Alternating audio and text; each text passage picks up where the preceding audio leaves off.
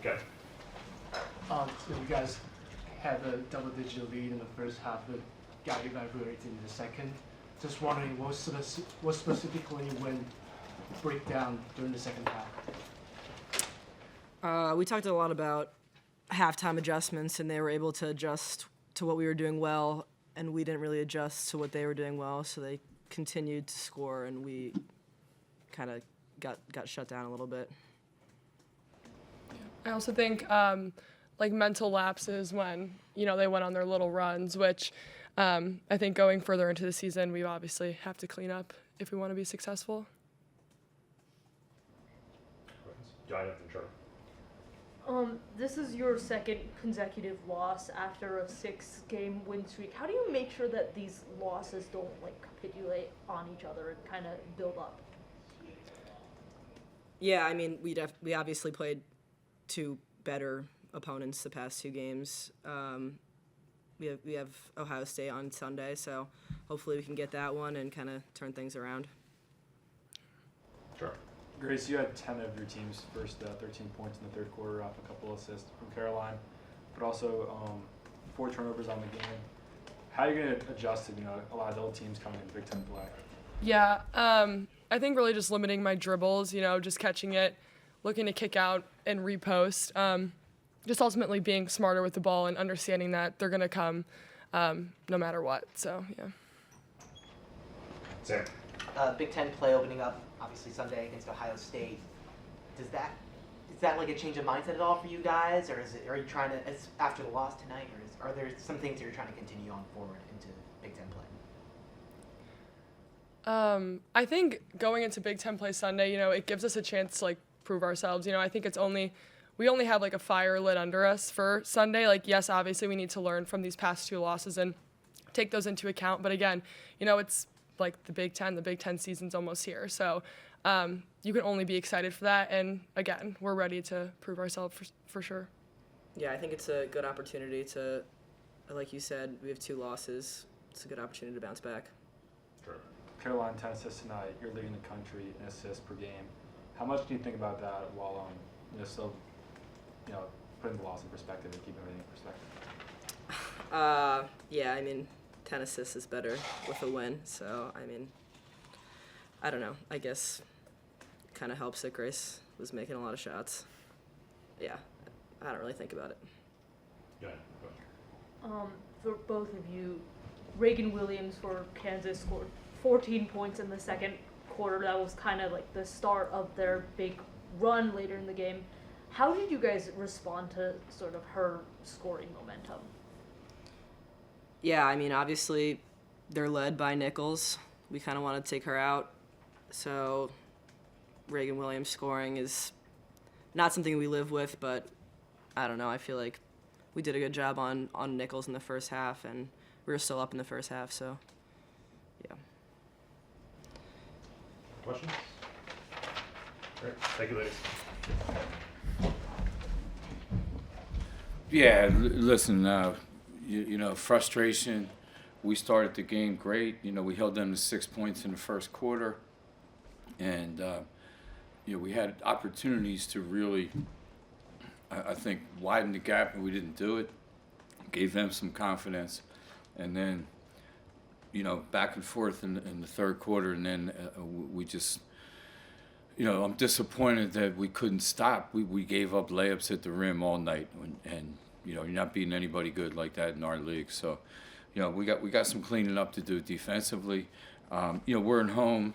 We're going to have nights when we make, we're 4 for 22 for 3, and I think we have players that are going to have we're going to go, 10 for 20 from 3. So, it's a tough night. We got to regroup a little bit. I'm just frustrated that, and I give Kansas credit. They're a good, real solid team, well coached. But we gave them, they out hustled us at times too, which we're not going to put up with. We can't play that way. So, we got to move on from that. And we went 8 from 15 from the foul line too. So, it's our gym, man. We got to, turn the heat on or something.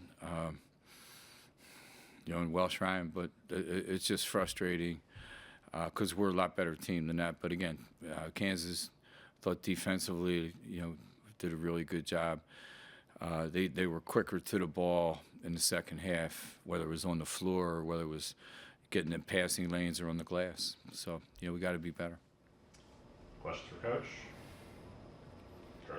Coach, one of the highlights of the night is probably holding Samaya Nichols to 4 points in that first half after she had 40 versus Georgia.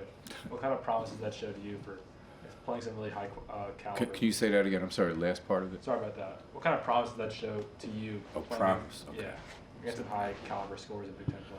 Yeah, I mean, she's a really gifted player, and I thought, it helped. She got in foul trouble a little bit too, and we were able. But then, she got loose at times too, made big plays for him. But we're going to play against great guards again on Sunday with Ohio State. So, you're going to have to. It's probably good for us to play against players like her as you get ready for the Big Ten. Coach, we saw season highs. I thought you said problems, no, promise. Okay. We saw season highs in minutes from Crystal Wing and Angelina Hodgins tonight. How important is depth to this team and their success? Yeah, really important. And these guys have been working hard. I think we're in a unique situation this year with 15 players, and practices are competitive, and we got to start. I think rewarding players for what they show in practice too, and Crystal and Angelina have been working really hard, and both of them I think can help us, and we got other players too that I think can help us, and see where that goes. Okay. Coach, you mentioned during the second half they're playing faster and wider their coverage. What is your in-game adjustment during the third quarter when they outscored us like 26 points? I'm sorry, your question is, say it again? What is your response when the Kansas scored like 26 points during the third quarter? Oh, okay. Well, yeah, we had to play better defense. We just our opportunities, in all honesty, were in the second quarter when we had a chance, I think, to go up 8-10, maybe go into halftime. But in the third quarter, we came out flat. I don't know why. We at halftime we talked about certain matchups, and we just I don't know. I don't know if we just were flat-footed. We didn't communicate on defense, and that's something we got to clean up.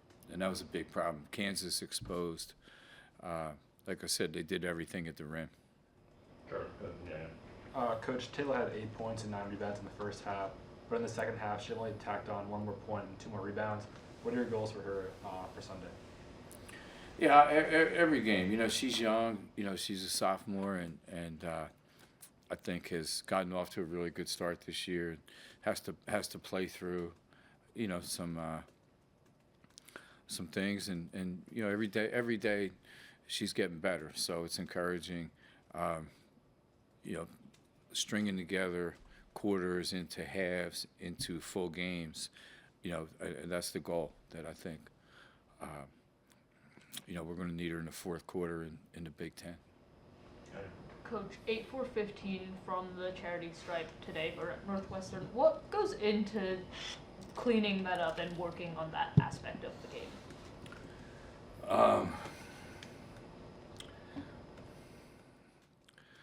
I have a lot of answers to that question over the years, but we used to say make sure your best free throw shooters get fouled, but you can't always control who goes to the line, and it's something we work on every day. So I'm frustrated at the outcome today. We've had games where we shot 80% from the line this year, so I feel like these guys are in the gym shooting free throws all the time. We do it in situations where we're scrimmaging and it's game-like. So, we just, hopefully that is something that